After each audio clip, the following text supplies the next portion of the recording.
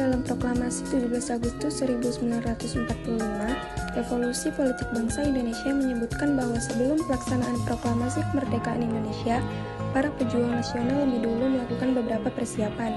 Proklamasi Kemerdekaan Indonesia terjadi pada 17 Agustus 1945. Nah, sebelum pelaksanaan proklamasi tersebut, terdapat beberapa hal yang dipersiapkan oleh pemerintah Indonesia. Yang pertama, pembentukan BPUPKI. Salah satu peristiwa penting yang terjadi menjelang proklamasi kemerdekaan Indonesia adalah pembentukan BPUPKI. Peristiwa ini terjadi pada 1 Maret 1945 dan diresmikan pada 29 April 1945. Adapun pembentukan BPUPKI merupakan inisiasi dari Perdana Menteri Jepang, yakni Jenderal Kuniako Koiso yang menjanjikan kemerdekaan terhadap Indonesia. Itulah sebabnya akhirnya dibentuk BPUPKI atau Badan Usaha Persiapan Kemerdekaan Indonesia. Yang kedua, pembentukan PPKI. Peristiwa penting yang terjadi menjelang proklamasi kemerdekaan Indonesia berikutnya adalah pembentukan PPKI atau Panitia Persiapan Kemerdekaan Indonesia. Badan ini terbentuk untuk melanjutkan tugas dari BPUPKI.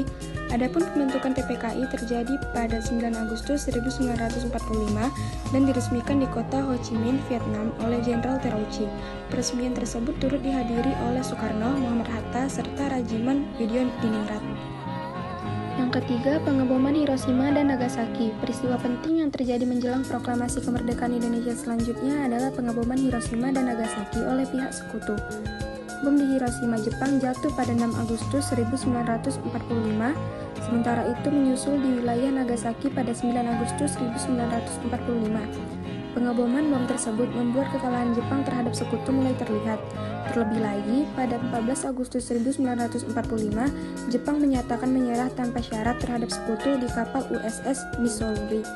Yang keempat, peristiwa Rengas Dengklok. Peristiwa penting yang terjadi menjelang proklamasi kemerdekaan Indonesia lainnya adalah adanya peristiwa Rengas Dengklok. Hal ini terjadi sebagai upaya golongan muda untuk mempercepat proklamasi kemerdekaan. Sayangnya, pihak golongan tua seperti Soekarno dan Muhammad Hatta memberikan pendapat untuk menunggu keputusan Jepang serta hasil dari sidang PPKI. Sampai akhirnya pada 16 Agustus 1945, golongan muda menculik Soekarno dan Muhammad Hatta ke Rengas Dengklok.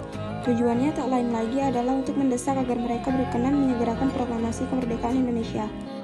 Dan yang terakhir adalah penyusunan naskah proklamasi.